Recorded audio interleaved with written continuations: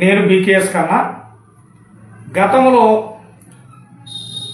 జగన్మోహన్ రెడ్డి ఫార్ములాని ప్రస్తుత టీడీపీ అంటే కూటమి గవర్నమెంట్ అయినా ఆధిపత్యం టీడీపీదే కదా, ఎక్కువ మంది 134 మంది ఎమ్మెల్యేలు వాళ్ళే కదా ఉంది. అందులో ముఖ్యమంత్రి ఆయన, మళ్ళీ లోకేష్ గారు, తర్వాత ఇంకా మంత్రులు, వీళ్ళ డామినేషన్ ఉంటుంది కాబట్టి వాళ్ళ పవర్ చూపెడుతున్నారు ఈరోజు అని అంటుంది బీకేఎస్. ఎందుకు ఆనాల్సి వచ్చిందంటే ఈ మాట, గతంలో జగన్మోహన్ రెడ్డి ఫార్ములాని తెలుగుదేశం ఉపయోగిస్తుందని పవన్ కళ్యాణ్ గారిని తిట్టడానికి ఒక Kapu MLA, Pawan Kalyan deputy CM, ఆయన మంత్రిని ప్రశ్నించకూడదని లేదు, ప్రశ్నించవచ్చు.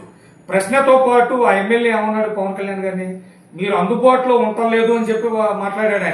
ఆయన పవన్ కళ్యాణ్ గారిని విమర్శించాడు. ప్రశ్నించడం వేరు, విమర్శించడం వేరు. పవన్ కళ్యాణ్ గారు ప్రజలకు అందుబాటులో లేడా? ఆ ఎమ్మెల్యే తెలియదా పవన్ కళ్యాణ్ గారు ఈ రాష్ట్రంలో పరిపాలన ఏ విధంగా చేస్తుంది?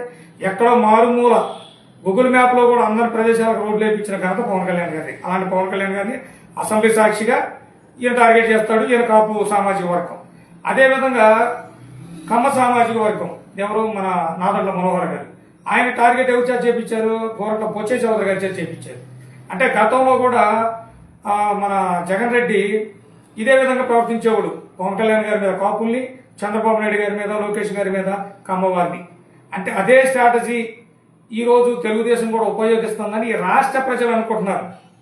ఆ విషయాన్ని బీకేఎస్ ఈ రోజు మీకు తెలియబోతుంది. ఇలాగే స్ట్రాటజీ మీరు మెయింటైన్ చేసి ఇట్లాగే పవన్ కళ్యాణ్ గారిని వ్యక్తిగతంగా మీరు ఏదో డ్యామేజ్ చేయాలని చూస్తే మాత్రం జగన్ కన్నా 11 వచ్చింది మీకు సున్నతో కూర్చోబెడతారు, గుర్తుపెట్టుకోండి.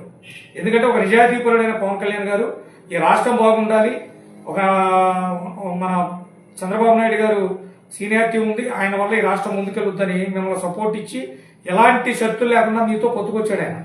అలాంటి నిజాయితీపరుడైన పవన్ కళ్యాణ్ గారిని దెబ్బతీయాలని చూస్తే మాత్రం మీరు దానికి పనిష్మెంట్ అనుభవిస్తారు. ఎందుకంటే కర్మ ఎవరిని వదిలిపెట్టదు, మీకు కూడా తెలుసు అది.